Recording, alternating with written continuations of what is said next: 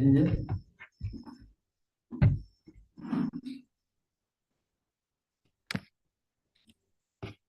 Imana nziza sinongera ntabwo icyubahiro nejejwe n'uyu mwanya duhaye ye kunezezwa no kutugaburira umutsima w'ubugingo washisha imitima yacu guhitamo inzira ijambo rya rituyoboramo turinde kongera kubaho imibereho yo kwigenga nk'uko ryadusanze twari tumeze ahubwo duhereze kuriyoboka mu izina rya Yesu. Amen.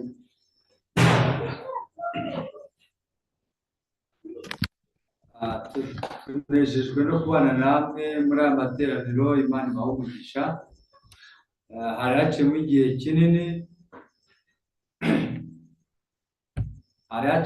kinini ntabwo twari duherukana ariko Umwami yongeye gushima ko tubana kuri Amazing Gospel Ministry.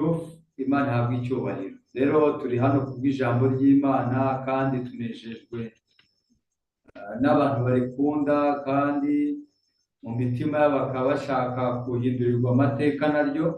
Imana ibahe umugisha.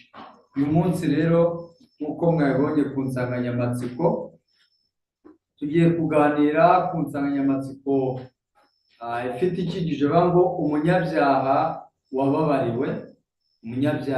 wababariwe, aho icyigisho cyacu cy'uyu munsi turaza kugisanga muri Yohana igice cya 8 niho amagambo tugiye kwigana turaza kuyasanga mu ijambo ry'Imana. Reka tunezezwe no kubana namwe. Imana ibahe umugisha.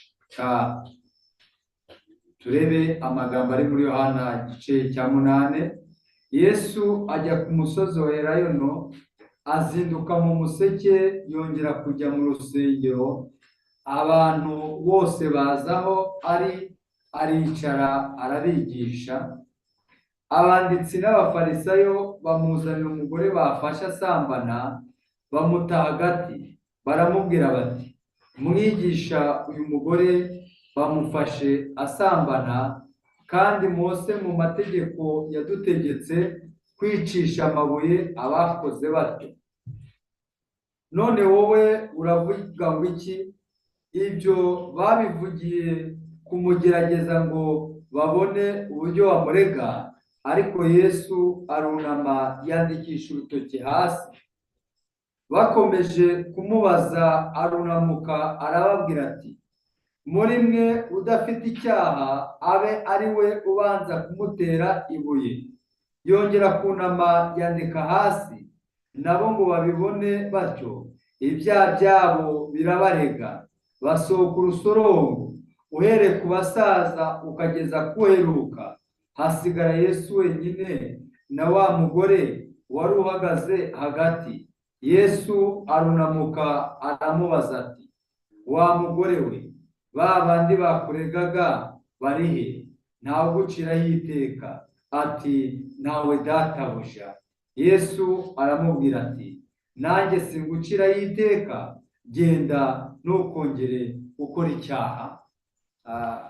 Amagambo tugiye kuganira n'aya dusomye mu ijambo ry'Imana, kandi tunejejwe rero n'uburyo n'amahirwe ijuru riduhaye kugira ngo tugane namwe ku magambo y'ubugingo, amagambo abayakire mu mitima yabo abasha kubahereza ibyiringiro byo kuzabaho by'iteka ryose. Imana ihabwe icyubahiro. Amagambo dusomye tubonye ku murongo wa mbere n'uwa kabiri, tuhabona Yesu azamuka ku musozi wa Elayono.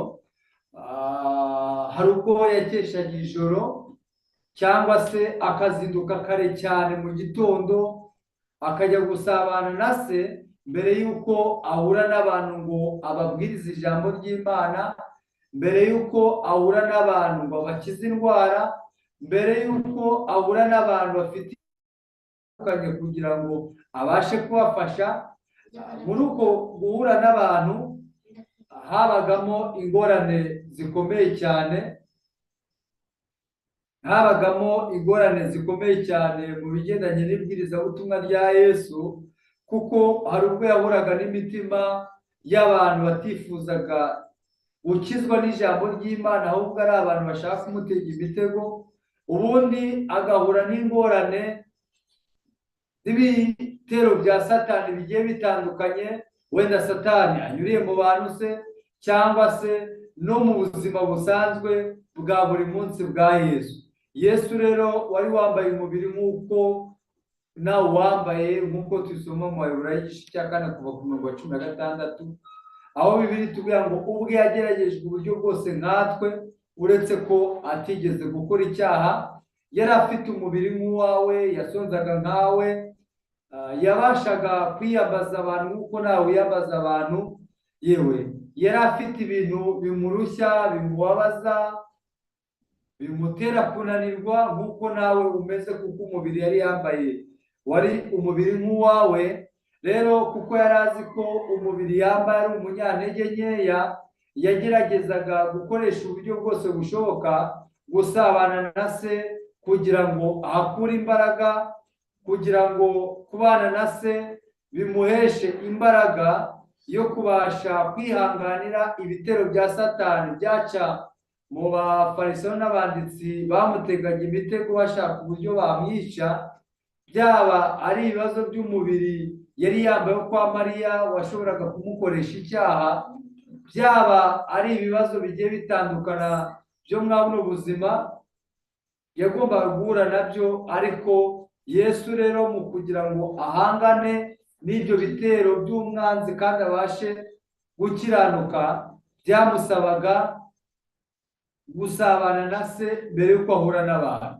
Niyo mpamvu batubwiye ngo Yesu ajya ku musozi wa Elayono, azinduka kare cyane ajya gusabana n'Imana mbere y'uko ahura n'abantu ngo abigishe, mbere y'uko ajya gukemura ibibazo by'abantu. Aha iyo mageze nibaza ikibazo, yibaza ubwinshi bw'ababwiriza, ubwinshi bw'abantu bakora umurimo w'Imana. Nyibaza ngo mbere y'uko abantu basanga abantu banditse mu gitabo bita Rengera Ubuzima, ngo abantu bishimira gukura abandi mu makuba, ngo bakeneye kubanza bareba neza niba aho bahagaze ari ahantu ku rutare, ku buryo imiraba yose yikubita mu nyanja ikaba itabatembana.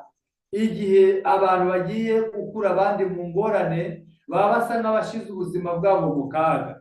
Biba bisaba ko mbere y'uko umuntu anezezwa no kugira uwo aruhamura, akeneye kubanza areba niba ubuzima bwe nawe bushinze ku rutare, kugira ngo najya kurohamura bagenzi be ataza gutembanwa nabo, akaba yabasha nawe kurohama. Abantu bazi ibintu by'amazi, iyo umuntu arohamye, ntabwo umuntu utazi ibyo koga, udasobanukiye iby'amazi, yakwihutira kujya gukuramo undi mu mazi kandi nawe atazi koga, nawe yashyira ubuzima bwe mu kaga. Ubasha kuramura undi ni umuntu usobanukiye iby'amazi.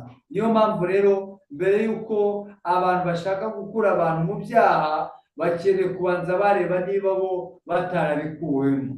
Niyo mpamvu Yesu mu kwiyambaza imbaraga za se kugira ngo zimubashishe kubasha guhangana n'imbaraga z'umwijima wabo agiye gukuramo mu mwijima, byasabaga ko asabana na se.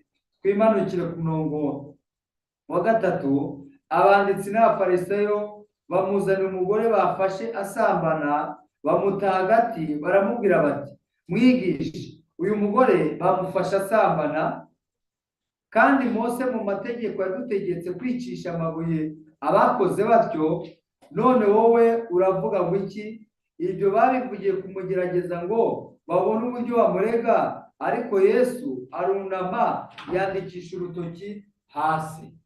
Aya magambo dusomye, igihe abafarisayo n'abanditsi n'abasaduka n'abatambyi bazanaga uyu muntu wafashwe asambana bamuzana imbere ya Yesu, uwabireba wagira ngo Yesu yari arimo aba batambyi n'abafarisayo bari bazanye uyu muntu wafashwe asambana nko kurengera ijambo ry'Imana, ubirebye neza wagira ngo ni abantu barwaniraga ubutabera bw'Imana bashaka kubushyigikira, ariko igihe bafataga uyu mugore yasambanye nibo bari baramutesha iki cyaha. Wasigara wibaza ngo gushora uyu mugore muri iki cyaha kugeza igihe bifuza kumuta mu mutego, bamara kumuta mu mutego w'ubusambanyi bikaba byamuviramo kumufata bakamujyana ahantu bamucira urubanza rwo guterwa amabuye. Impamvu ya mbere ni iyi: iyo usomye igice cya 7 cya Yohana uhasoma imitego abafarisayo n'abanditsi bashatse gutamo Yesu kugira ngo rubanda nabo bamutera amabuye. Babonye uburyo bifuje kumwicisha, babonye babibuze, hari uburyo bakreye bifuzaga ko bakwicamo Yesu. Bamaze kubona byanze, bamuteze ikindi gihe. Bifuje icyaha babona gifatika kandi cyumvikana bakwifashisha kikaba cyaba uburyo bwo kwicisha Yesu. Abafarisayo n'abanditsi bari abayobozi b'idini. Twasigara twibaza ngo niye mpamvu abafarisayo n'abanditsi n'abatambyi bifuzaga kwica Yesu. Impamvu ya mbere yari iyi: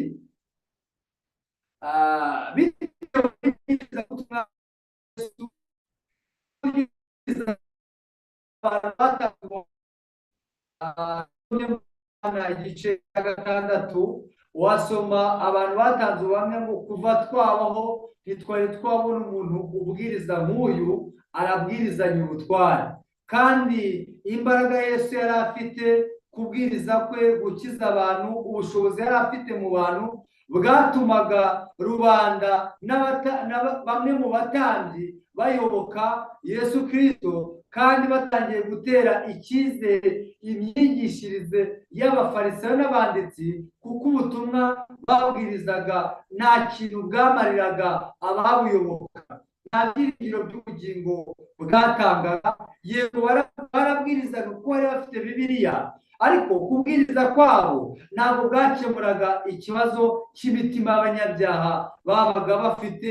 Iteka bacibwagaho n'ibyaha, kandi bakabona umutima wabo kuyoboka imyizerere abatambyi bari barashizeho ntabwo byacaga ibyaha mu mitima yabo. N'ubundi bakomezaga kumera nk'abapagani, bakabona nta gisubizo. Igihe Yesu rero yazaga, yaje mu isi asa nkaho afite igisubizo cy'imitima y'abanyabyaha bari bafite. Ntabwo gahunda nziza abatambyi bari barashizeho zigeze zikemura ikibazo imitima y'Abayuda bari bafite. Igihe rero Yesu yazaga mu ishanga ry'Abayuda, yaje abafitiye igisubizo cy'ikibazo cy'imitima yabo. Niyo mpamvu bavuga ngo kuva twabaho ntiturabona umuntu ubwirizanya ubutware nk'uyu nguyu, kuko amagambo Yesu yavugaga yabohoraga imitima y'abayumva.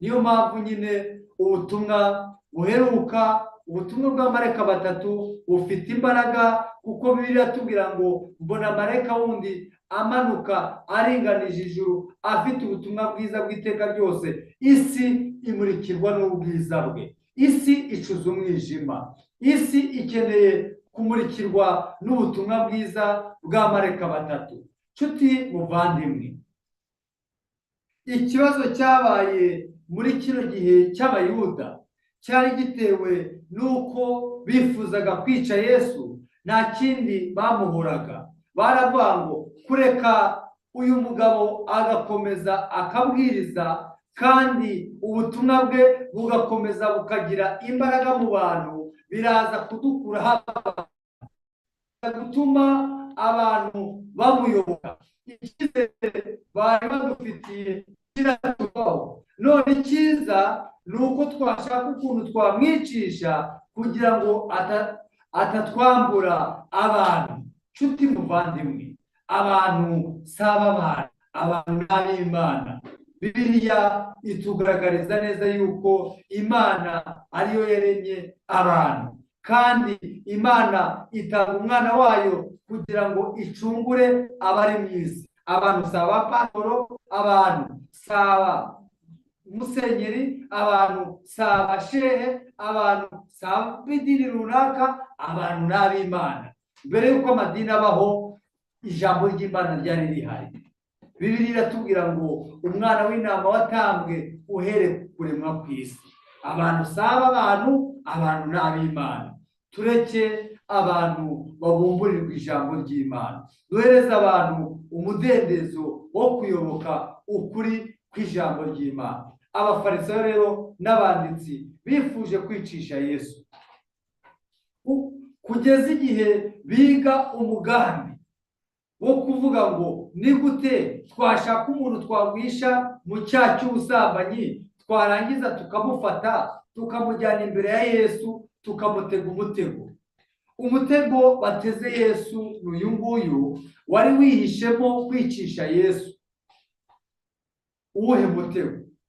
Baraje bazi imbere ya Yesu baramubwira ati rero amategeko ya Mose avuga yuko umuntu wafashwe asambana akwiriye guterwa amabuye, none dufashe umugore wafashwe asambana, kandi amategeko avuga yuko umugore cyangwa umuntu wafashwe asambana akwiriye guterwa amabuye. Abalewi 20:10 niko handitse. Ibyo bavugaga byari ukuri, ariko uwabireba bagira ngo barengeraga ijambo ry'Imana. Igihe bafataga uyu mugore wishwe n'ubwoba, akaba afite ubwoba bwinshi cyane butewe n'icyuko agiye guterwa amabuye, abamuregaga bagaragaraga ko ari abantu b'Imana, ariko nta mbabazi bari bafite, nta bumuntu bari bafite imitima imeze nk'iy'inyamaswa. Yesu nk'umunyempuhwe, Yesu nk'umunyembabazi, arebye uyu mugore wishwe n'ubwoba, areba uyu mugore uzanywe n'abayobozi b'idini batagifite umutima w'ubumuntu, abarebye ababona mu mitima yabo amagambo bavuze atari ukurengera ubutabera bw'ijambo ry'Imana, ahubwo ababonamo ubugome. Yesu ababonye aba bagabo, ibi ni ibintu bibiri byari bibaza. Icya mbere ari iki: uyu mugore wafashwe asambana, Yesu navuga ngo tumutere amabuye ashingiye amagambo ari mu Balewi nk'uko nayababwiye no mu gutera kwa kabiri, navuga ngo tumutere amabuye, turahita twitegura kumutera amabuye. Yego araba yubahirije amagambo Imana avugiye muri Mose mu Balewi no mu gutera kwa kabiri, kandi nashaka kumurengera kuko tumuzi yuko agira ubuntu, akaba agira imbabazi, akaba agira impuhwe. Nta munyabyaha ucirwaho iteka akira yiteka, ahubwo akaba afite umutima wo gukiza abanyabyaha, nihereza gushaka kumukiza, agashaka kumukiza. Turavuga ko yishe amategeko ya Mose, kandi navuga ngo tumutere amabuye ashaka gushyigikira amategeko ya Mose. Abaroma bari bariganzuye ingoma y'Abayuda, n'Abaroma bisoza ubutegetsi bw'Abaroma, aribwo busigara buyoboye ubutegetsi bw'Abisiraheli.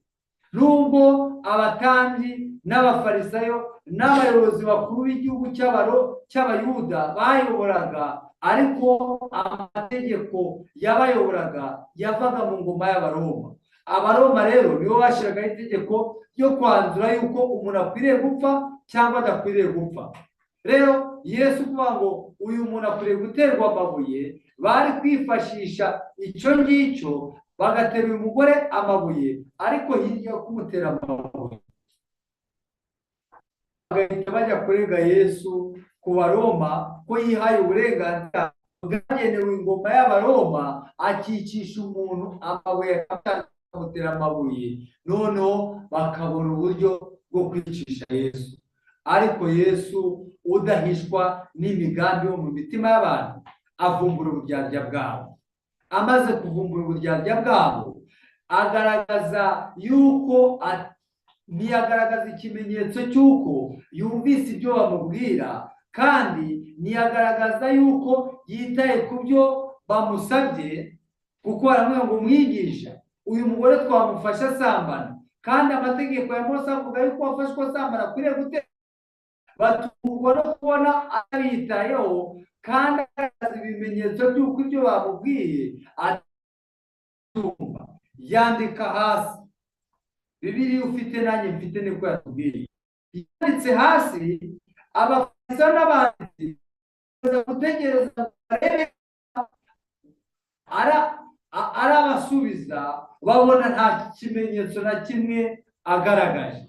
Babonye nta kimenyetso na kimwe agaragaje, ikintu cya mbere akoze, abafarisayo babona abirengagije ko atigeze abitaho. Baramusanga. Bamaze kumusanga, Bibiliya mfite nawe mfite, bamusanze basanga yandika hasi. Aba bagabo b'abafarisayo barebye hasi ibyo yandika, buri muntu wese aterwa ubwoba no kubona amateka y'imibereho ye Yesu ayazi. Bavumbura neza ko ibyaha bakoraga mu bwisho mu mitima yabo bakabikora muri b'imbere mu mitima, bari bazi ko ari bo bonyine babizi. Batungurwa no kubona ko ari ijisho ridahishwa ryarebaga ibyo bakora. Noneho batangira guterwa ubwoba, batangira guhahamuka no kwibaza ngo ibi byaha twakoze biramutse bishyizwe ku karubanda, icyizere twagiriwe tugahabwa umwanya ukomeye mu idini, yewe abantu bakatwubaha, bishyizwe ku karubanda, inshingano twari dufite twahita tuzamurwa. Kabiri, ibyaha twakoze natwe twaterwa amabuye. Gatatu, icyizere abantu bari badufitiye bahita bakidukuraho. Buri muntu wese ahishurirwa amateka y'imibereho ye, abona igihano yasabiraga uyu muntu, abona yuko nawe abantu nibavumbura ibyaha afite, nawe baramushyira imbere agaterwa amabuye. Niyo mpamvu Bibiliya yatubwiye ngo buri muntu wese abibonye agenda urusorongo, hasigara Yesu n'uyu mugore. Nshuti yanjye, hari ikintu kinejeje muri uyu murongo. Njya nshima Imana, ibyaha byawe ntabwo mbizi. Njya nshima Imana ko ibyaha biri mu mitima yacu ari Imana ibizi. Iyaba ibyaha byawe, nanjye, umugore wawe, abana bawe, cyangwa se bakuru bawe, barumuna bawe, cyangwa abavandimwe bawe, iyaba ibyaha ukora babizi, yewe abenshi ngo ubu ngubu ziba zimaze gutana.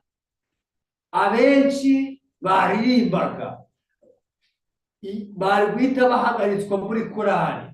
Abenshi bari bafite inshingano, bari bafite mu nsengero z'aho basengera, bari kuzamurwa. Ibyaha byabo bishyizwe ku karubanda. Shima Imana, nanjye nshima Imana ko ibyaha byacu bizwi na Data wa twese. Kandi reka dushime Imana ko ibyaha dufite mu mitima bizwi n'Imana. Mbega amahirwe dufite! Iyaba byari bizwi n'umugore wawe, bikaba bizwi n'abo musengana, bagushyira ku karubanda. Iyaba byari bizwi n'inshuti zawe, ntizakwihanganira kuko n'ibyo zizi zigushyira ku karubanda. Ariko nyashima Imana, Yesu ntabwo yigeze abandagaza, nta nubwo yigeze atangaza ibyaha byabo, ahubwo yifuje kubereka yuko ibyaha bakora abizi, nubwo atabashyize ku karubanda, abereka yuko ibishwe byo mu mitima yabo hari ijisho ribireba, kandi abagaragariza neza yuko ataje gukira abari mu isi y'iteka, ahubwo yaje kohereza ubugingo buhoraho. Nshuti yanjye, shima Imana cyane, ariko we kunezezwa nuko ibyaha byawe biguma mu mutima. Byaturire ufite gukiza ubugingo bwawe. Erega Bibiliya, Abaheburayo igice cya 4 umurongo wa 13 haranditse ngo byose bitwikurwa ry'ibyambaye ubusa imbere y'izatubaza ibyo twakoze. Uwo uzi ibyaha byawe akaba gusobanukiwe. Nshuti yanjye, reka twe kunezezwa no kubigumana nabyo mu mutima, ngo igihe umwuka w'Imana abiduhishuriye, ngo tunezezwe no kubigumana, ahubwo uwo ubisobanukiwe Bibiliya iratubwira ngo twature ibyaha byacu, niyo yo kwizerwa kandi ikiranukira kutubabarira ikatwezaho gukiranirwa. Urwa mbere rwa Yohana 1:9 niko handitswe. Bibiliya yatubwiye ngo utarakoze icyaha aba ari umutera amabuye. Nshuti yanjye, Yesu abwira uyu mugore ngo Yesu kuvuga ngo utarakoze icyaha yarebaga umugabane munini w'abantu bari aho ngaho, abona mu mitima yabo bafite icyaha nabo cyatuma baterwa amabuye. None arababwira ngo utagishinjwa mu mutima y'uyu mugore, cyangwa se akareba mu mategeko y'Imana akabona hari icyaha nawe cyamwicisha amabuye, we ntamutera amabuye, ahubwo nawe akeneye guterwa amabuye. Utarakoze iki cyaha, cyangwa se utarakoze icyaha cyicisha umuntu bisaba amabuye, aba ari umutera amabuye.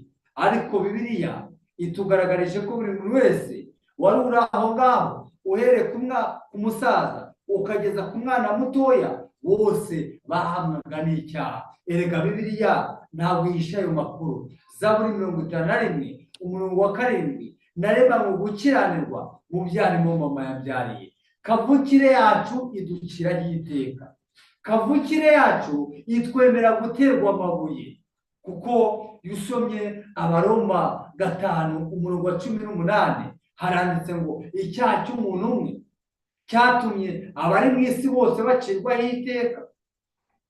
Bibiliya ikatubwira ngo gukiranirwa k'umuntu umwe kwatumye abari mu isi bose bitwa abanyabyaha. Ayo ni amateka. Nubwo utakwemera imiterere ya kamere y'uko wavutse kutabigizemo uruhare, ariko se umurongo uri mu Baroma 3:23 wawucikiranye. Biravuga ngo bose bakoze ibyaha. Ibyo ni ibyaha umuntu akora nkawe ubwe, apana amateka y'uko twavutse tutagizemo uruhare. Ariko wowe nkawe nanjye wumva nta byaha wakoze. Tureke imiterere y'uko twavutse, ariko ungamye utyo nta byaha wakoze by'ibifatika birahari byatuma uterwa amabuye. Ariko aba bantu bari bashaka kumutera amabuye, bashatse kumutera amabuye kuko yafatiwe mu cyuho, birengagiza yuko nabo ubwabo nubwo batafashwe, ariko imbere y'ubutabera bw'Imana bakwiriye guterwa amabuye. Aha iyo mpageze nibaza ikibazo mbaza umutima wanjye, ariko nawe nkakikubaza, ko wishimira kunegura mugenzi wawe, ukishimira kuvuga ibyaha bye kuko yaguye mu byaha. Ariko se muvandimwe, mbere y'uko ujya kurondora ibyaha bya mugenzi wawe umuregera bagenzi bawe cyangwa umuvuga, ujya ubanza watekereza yuko nawe ufite ibyaha, nawe abantu bashingiraho bakuvuga, kandi wabitekereje ngira ngo ntiwabasha kuvuga. Nshuti yanjye, aba bantu bishimiye gutera amabuye mugenzi wabo, kandi nabo bafite ibyaha hashingiye ku mategeko y'Imana, nabo baterwa amabuye. Tujye tugenda buhoro igihe tugiye kuvuga amazina ya bagenzi bacu dushingiye ibyaha baguyemo. Aho nujya uhagera ujye uhatekereza cyane.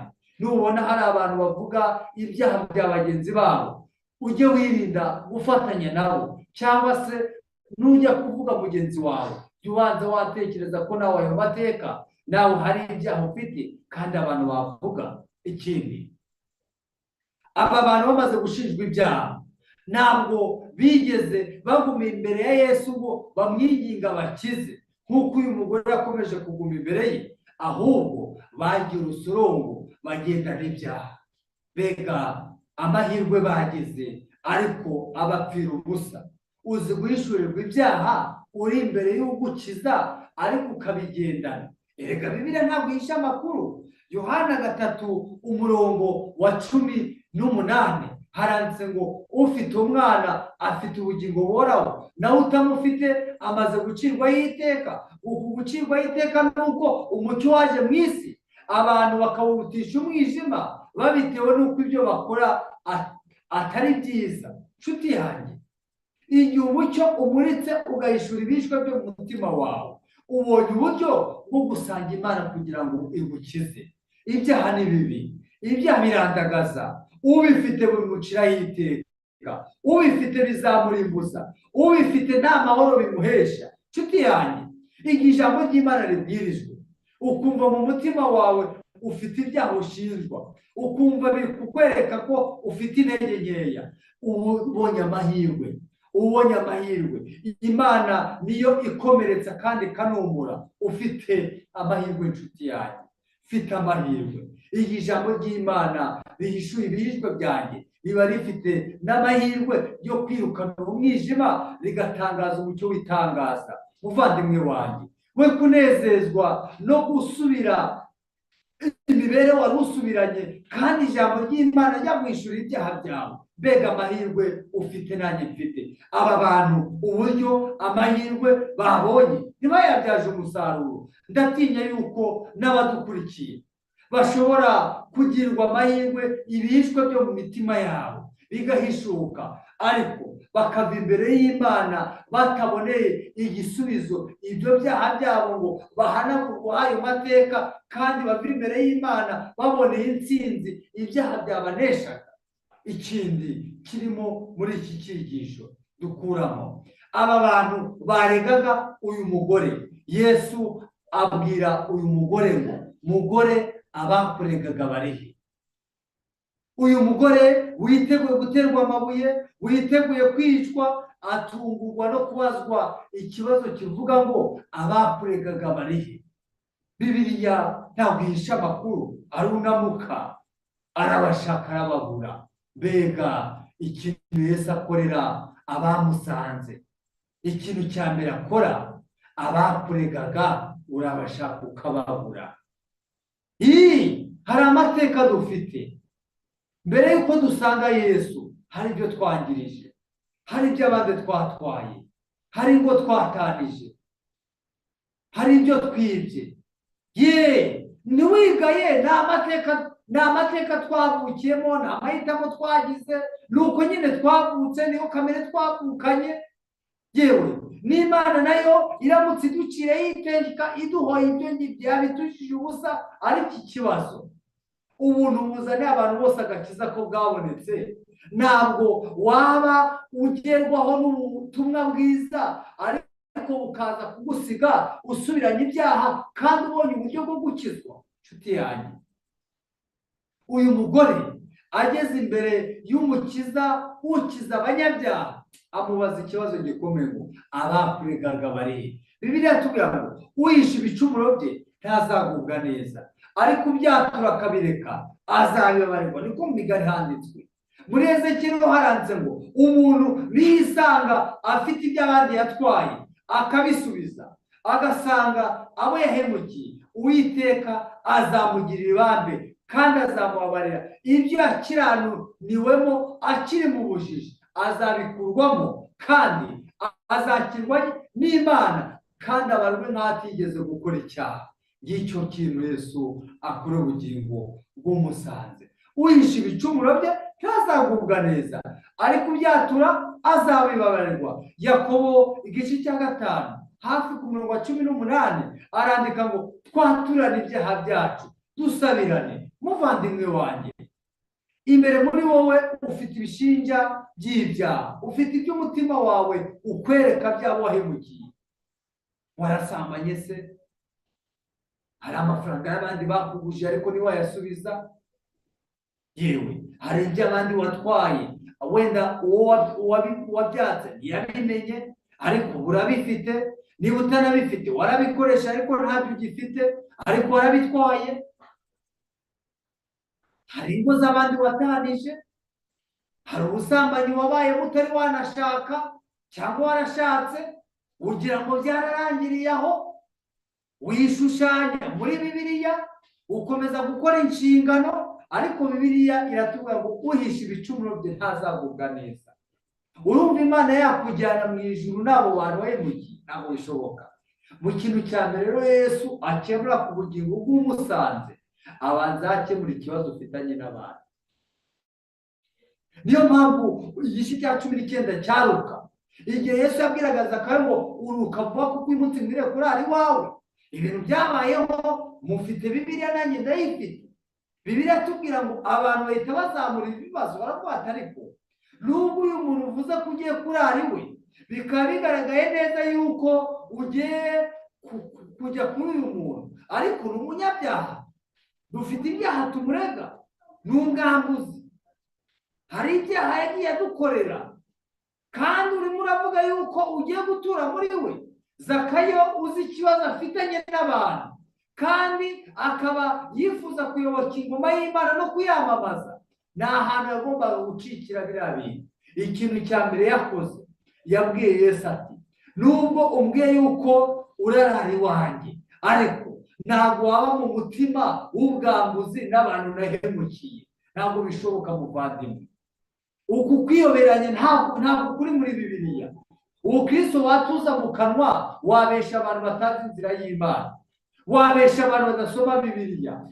Umutima w'umuntu ushima byose gushukana, waragushutse. Ntabwo kuyoboka ingoma y'Imana cyangwa kuvuga ko uri umukirisitu ari ukubwiriza nk'uko umbwirije. Oya, ni inzerezi zarabwirizaga mu byakozwe n'intumwa.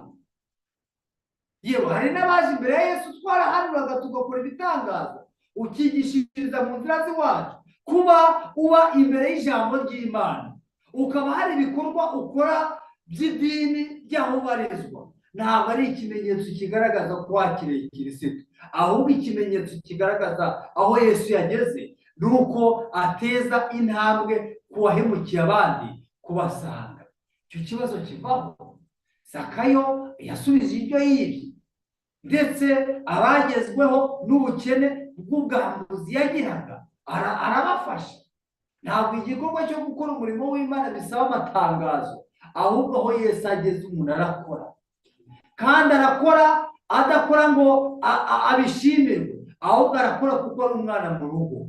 Nta nubwo buriya umugore uba mu rugo ntabwo akora ngo ahembeshe ku kwezi, nta nubwo asigana, ahubwo arabikora kuko ari ibye. Ntabwo ategereza amatangazo, azi neza ko bitagenda neza araza guseba. Ntabwo ahembesha ku mugabo ngo ukwezi kuraragiye nk'uko umukozi ahembesha. Ariko abantu benshi bashaka gukora kuko bumvisha amatangazo, abantu benshi bashaka gukora kugira ngo bazabishimirwe. Ari naho ubona umuntu yafasha umuntu atamushima, ati umuntu umufashe nancike sinzongera kumuha. Urumva kamere y'abantu. Ugenda ku rusengero cyangwa mwibwirizabutumwa wapanze ngo ujye kubwiriza, noneho bisoza wisanze uri wenyine, utaha uvuga ati noneho ngewe ngomba guhamagara inama y'itorero cyangwa abayobozi nkababwira yuko nazongera gusubirayo, dupange gahunda y'umurimo nisangeho njyenyine. Uyu muntu urumva adafite ikibazo. Reka mbabwire inshuti yanjye, aho Yesu ageze ikibazo kirakemuka. Niyo mpamvu Zakayo ikibazo yari afitanye n'abantu cyarakemutse. Ikindi nababwira gikomeye, Yesu abwirira umugore we. Ubwo uyu mugore umuntu yari asigaranye na Yesu.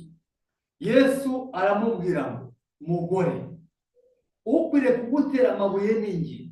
Ariko kuko Yesu nta cyaha yari afite, icyo ni kimwe. Icya kabiri, uyu mugore uri muri imbere, nubwo aba bantu bamuregaga ku byaha by'ibigaragara babonye, Yesu, uyu muntu yari yarahemukiye Yesu kuko yari afite ibyaha byo mu mutima.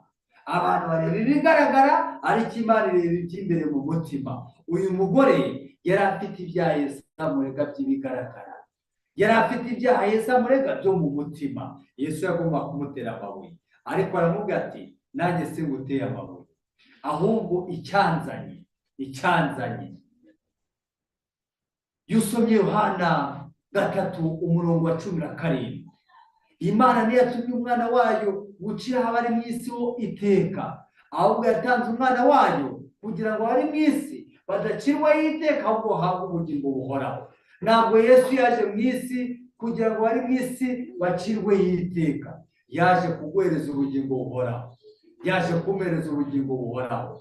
Utarigeze kumenya icyaha, urwa kabiri rw'Abakorinto, igice cya 5:21. Utarigeze kumenya icyaha yahindutse icyaha ku bwacu. Uyu mugore ntabwo yagombaga gupfa, oya muvandimwe. Kandi ujya mu cyimbo cye yabonetse ntabwo yagombaga gupfa. Erega Yesaya ntihisha ayo makuru. Yesaya ntabwo yihisha ayo makuru. Iyo usomye Yesaya 53:4 ukamanuka, imibyimba ye niyadukirisha, yashenjaguye gukiranirwa kwacu, igihano kiduhesha amahoro cyari muri we. Uyu mugore ntabwo yagombaga guterwa ubwoba n'ibyaha yakoze, ahubwo yari abiboneye igisubizo muri Yesu Kirisitu. Yesu ubwe rero, Bibiliya muri Yakobo, muri rwa mbere rwa Petero 2:24, ubwe yikoreye ibyaha byacu mu mubiri we, abambanwa nabyo ku giti, kugira ngo aheshe abanyabyaha gukiranuka. Yesu rero ntabwo uyu munyabyaha yagombaga gucirwaho iteka, kandi uzira ibyo uyu mugore yakoze yari ari imbere ye. Rero uyu mugore yagombaga kurekurwa, Yesu akajya mu cyimbo cye, agaterwa amabuye mu cyimbo cy'uyu mugore. Kandi ndashima Yesu ko yabisoje ku musaraba w'i Karuvali. Uyu mugore rero yagombaga kuva imbere y'ubutabera bw'Imana, abarwa nk'umwere n'umuziranenge imbere y'itegeko yishe, kuko ujya mu cyimbo cye yari amaze kuboneka. Ikindi kintu gitangaje, Yesu aramubwiye ngo nanjye singuciraho iteka. None ka tubaze abantu badukurikiye ko tubona mwayobotse Bibiliya, kandi mukaba mufite ahantu mubarizwa, mukaba mukunda ijambo ry'Imana. Ikibazo nakubaza nk'icyo Yesu yabajije uyu mugore, nanjye nkakibaza: ese iteka umuntu acirwaho n'imiterere ya kamere y'uko yavutse? Iteka umuntu acirwaho n'ibyaha yakoze nawe ubwe bwite, ntabyo wumva mu mutima wawe? None se ko ibimenyetso bigaragaza umuntu wasanze Yesu ku iteka yacirwagaho atongera kuryumva mu mutima, wowe niba ubeshya yuko wahuye na Yesu, iryo teka riterwa n'iki? Kandi Yesu yarabambwe ku musaraba.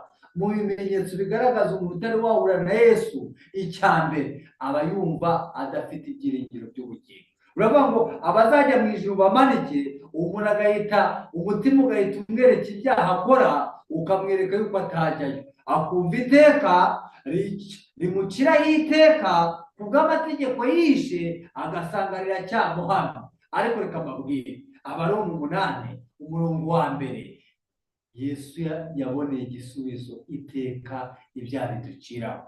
Bibiliya iratubwira ngo nuko abari muri Kristo Yesu nta teka bacirwaho. Abageze aho Yesu ari kandi bagashinjwa ibyaha mu mitima yabo, itangazo bahakura ni rino ngo nuko bari muri Kristo Yesu nta teka bacirwaho, kuko itegeko ry'umwuka ryari riri muri Yesu Kirisitu ku musaraba w'i Karuvali ryavuze ngo birarangiye. Iryo ritangaza mu mutima w'umunyabyaha waterwa ubwoba n'ibyaha yashinjwaga amaze kwishyura. Erega mu kugana Yesu ntabwo hahisha ayo makuru. Iyo usomye ku ipaji ya 17, ubwo ni kino gitabo cy'umuhondo, ariko bino bitabo bishasha ubwo niba atari ku ipaji ya 20 baranditse ngo iyo umutima uyobotse icyo ubwirijwe n'umwuka w'Imana urakanguka, ugatangira gusobanukirwa yuko amategeko y'Imana ari rwo rufatiro rw'Imana rw'ingoma yayo. Umucyo ukamurikira umuntu, ugatangaza ibishwe byo mu mutima. Umuntu akemezwa mu bwenge no mu mutima we yuko Imana ikiranuka, agaterwa ubwoba no kuzagarara imbere y'Imana ahamwa n'ibyaha n'amahumane yayo, akagaragazwa imbere y'Imana yuko azacirwa y'iteka n'ibyo byaha. Uwo mutima w'umunyabyaha amaze kwishyurirwa niwe utangira kwifuza kugirirwa ubuntu n'Imana muvandimwe. Kandi reka nkubwire inshuti, niwe wumva itangazo rivuga ngo birarangiye. Birarangiye abakuregaga, birarangiye ibyaha byakuregaga mu mutima. Umwuka w'itegeko ryari muri Kristo Yesu riratangaza ngo mwana wanjye, ibyaha byawe urabibabariwe. Iteka umutima waguciragaho kubw'imiterere ya kamere ko wavutse, ibyaha uregwa kubw'ibyaha wakoze. Wumva itegeko ryo muri Yesu Kirisitu rituruka ku musaraba Karuvari rikubwira ngo birarangiye. Wari waryumva muri wowe, nari nabyumva muri njye. Rega mu kugana Yesu ntabwo wahisha ayo makuru. Haravuga ngo ibiyoberane by'agakiza birasobanuka. Munyabyaha agasobanuka imbere mu mutima, akumva afite ibyiringiro by'ubugingo. Niyo mpamvu isomo ryo mu Baroma 5:1 havuga ngo ubwo twatsindishijwe n'uko kwizera dufite amahoro ku Mana. Kubera iki se ari amahoro ava ku Mana? Nuko Imana niyo twiciye amategeko yayo. Rero Imana igiye gutangaza amahoro, iyatanga atari uko twagize imirimo myiza, oya, atari uko hari ibyo twagerageje gukora, ahubwo itangaza amahoro ishingiye ku cyo Yesu yakoze ku musaraba Karuvari. Erega Yeremiya yaravuze ngo azitwa Shami, Uwiteka gukiranuka kwacu. Uwo niwe utangaza amahoro yo mu mutima. Muvandimwe wanjye, ndakwifuriza muri uyu mugoroba kugira ayo mahoro. Ahageze umuntu yumva afite ibyiringiro by'ubugingo. Ahageze umuntu yabasha guhamya ngo uwo twumvise, uwo twiboneye, uwo twikoreye n'intoki zacu niwe jambo ry'ubugingo. Twarabwumvise, turabwakira, ubu dufite ibyiringiro by'ubugingo. Mbega uburyo imitima myinshi isenga ariko nta mahoro yo mu mutima bafite. Reka mubwire muvandimwe, hari itangazo Yesu yabwiye umugore, yababwiye ngo genda ntuzongere gukora icyaha. Aha iyo mpageze nibaza umugabane munini w'abantu batanga ubuhamya, bakagaragaza ukuntu ijuru ryabababariye, ariko wareba iherezo ryo kubabarirwa ibyaha kwabo ukabona ibyaha baracyabikora. Bakeneye kwakira imbabazi z'Imana, bakeneye kugirirwa ubuntu n'Imana. Reka mubwire muvandimwe, uyu mugore amaze gutangarizwa itangazo rivuga ngo nanjye singukiraho iteka, genda ntuzongere gukora icyaha. Reka mbabwire ikintu cyantangaje, ariko mpumurize abarwayi ba sida bagize ibyago bakisangaho ubwo bwandu, baba barabigizemo uruhare ku bw'icyaha cyangwa se byaba byarabagwiriye. Bibiliya itugaragariza yuko umuntu wagikoze ku bw'icyaha bikamuviramo iyo ndwara, dufite Imana ibabarira. Kandi umuntu wagitejwe n'abandi atabigizemo uruhare, yewe Bibiliya tubwira ngo abantu bizera Kirisitu nubwo baba bararwaye muri ubu buzima, Yesu aravuga ngo uyu mubiri upfa azawumbika kudapfa. Hari ikintu ku barwayi ba sida iyo bagiye kwa muganga, imiti babahereza ni iyihe? Igisubizo ni kino, ni imiti igabanya ubukana, ntabwo ari imiti ikiza.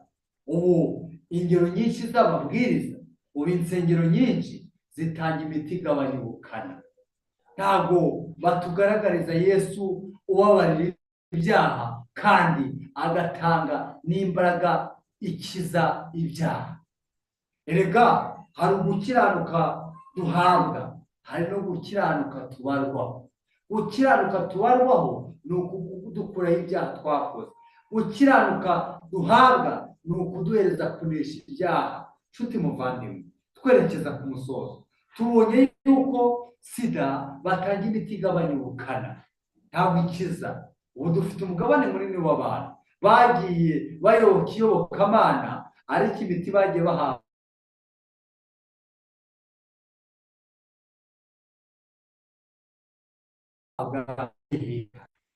cy'ubuherezi, utasambana n'umugore w'abandi se, cyangwa umukobwa w'abandi se, cyangwa umusore w'abandi, cyangwa umugabo w'abandi, ariko mu ntekerezo ukaba ubyibonamo. Waba ugiye kuryama ukaba urota usambana, waba uri mu nzu mu nzira ugahura n'umuntu wambaye ukuntu ukumva uramwifuje kandi utasambana. Nshuti yanjye, urumva utaranyweye imiti igabanya ubukana? Yewe udukurikiye, abantu badukurikiye ni benshi. Icyaha cyo kurwana, abantu benshi badukurikiye bakivuyeho, rwose ni intambwe nziza kandi Imana ibihererwa icyubahiro. Abenshi badukurikiye nta muntu ugitukana, yewe rwose ni byiza, Imana nabyo ibihererwa icyubahiro. Ariko se umujinya wo bite? Urumva atari umuti ugabanya ubukana? None se Imana ifite ubushobozi bwo gukiza kimwe ikindi bikayinanira? Uretse ko ufite Bibiliya, dusomye Matayo 19 aho Yesu yavuze ngo ibidashobokera abana b'abantu bishobokera Imana. Ibyo wowe ubona bimwe washoboye ibindi bikanga, Yesu arabishoboye. Ntabwo atanga imiti igabanya ubukana, ahubwo atanga n'imiti ikiza. Nshuti muvandimwe, ndakurarikira kwemera ubutumwa bwiza, aho bwageze bukiza ubwakiriye. Ntabwo butanga umuti ugabanya ubukana, ahubwo ababwakiriye burakiza. Hari amagambo ari mwa kino gitabo mfite aha ngaha nifuza kurangirizaho. Ari mwa kino gitabo bita Kristo gukiranuka kwacu, ku ipaje,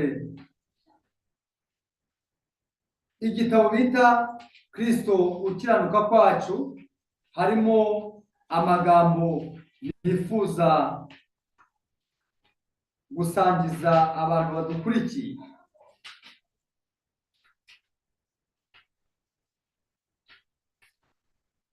Nshuti muvandimwe, aya magambo ndayakurarikiye kugira ngo agufashe kandi agukomeze. Iyo usomye igitabo Kristo gukiranuka kwacu ku ipaje ya 60, ndifuza kuyatura abantu badukurikiye. Turimo turiga imbaraga ya Yesu mu bugingo bw'uyakiriye. Baranditse ngo gutsindishirizwa kubwo kwizera, ku ipaje ya 60, gutsindishirizwa agasubi ka kabiri, gutsindishirizwa kubwo kwizera ni uburyo bw'Imana bwo gukiza abanyabyaha.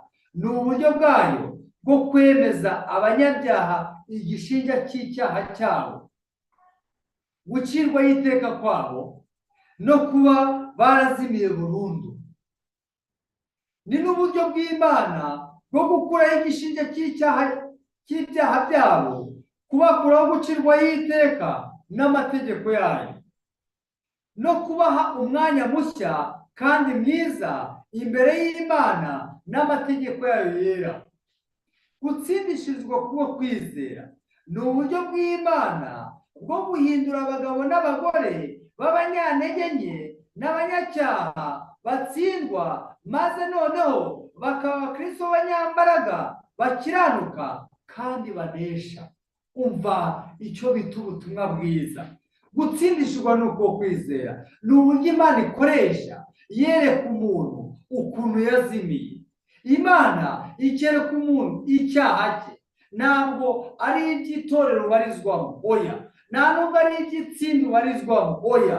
Nta nubwo ari ibya bagenzi ba, oya. Ni uburyo Imana yereka umuntu uburyo yazimiye, ikamwereka icyaha cye, ikamwereka n'iteka acirwaho n'ayo mateka. Noneho uyu munyabyaha Imana ikanamwereka yuko yanazimiye. Yarangiza inyandiko itubwira ngo ni n'uburyo Imana ikuraho uku gucirwaho iteka n'ukuzize, noneho umunyabyaha agakurwaho ayo mateka, akabarwa nk'aho atigeze gukora icyaha. Icya kabiri, iteka ry'amategeko y'Imana yishe, Imana ikarimukuraho, akumva atagiciweho iteka n'amateka mabi yamuraye. Ikindi ni uburyo bwiza, niko dusomye, Imana ihereza umuntu ikamuha umwanya mwiza imbere y'amategeko y'Imana n'imbere y'Imana, akumva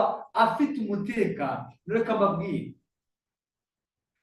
umuntu ufite imodoka cyangwa moto ari mu muhanda, iyo afite ibyangombwa yujuje, imodoka ye ni nshyashya, afite ibyangombwa by'imodoka, akaba yujuje ibyangombwa byose, yambaye n'umukandara ameze neza, ntabwo umupolisi mu muhanda abasha kumutera ubwoba, nta nubwo agira ikibazo mu muhanda kandi yujuje ibyangombwa, nta bwoba agira.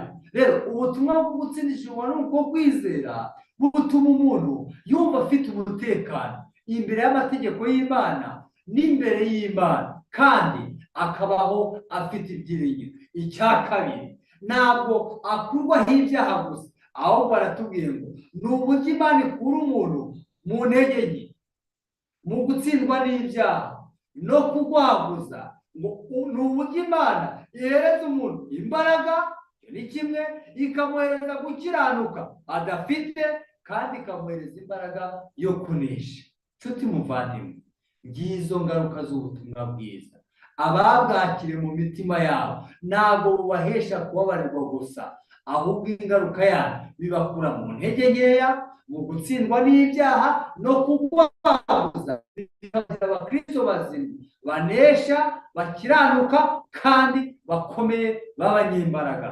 Reka muri uyu mugoroba itangazo Yesu yabwiye uyu mugore ati, nanjye singuciraho iteka, genda ntuzongere gukora icyaha. Kandi amaze kubabarirwa naho tumubona yongeye gukora icyaha. Data wa twese yumvikanisha aya magambo kandi yinjire mu mitima yacu afite imbaraga. Reka tunezezwe n'ubutumwa butagabanya ubukana bw'ibyaha, ahubwo bukiza ibyaha. Nibyo mbasabira, nanjye nisabira mu izina rya Yesu. Reka dusenge mu Bwana.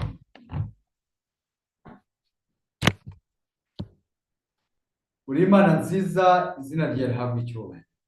Tunejejwe n'imbaraga y'ubutumwa bwiza, tunejejwe n'ubushobozi bugira mu mitima y'ababwakiriye.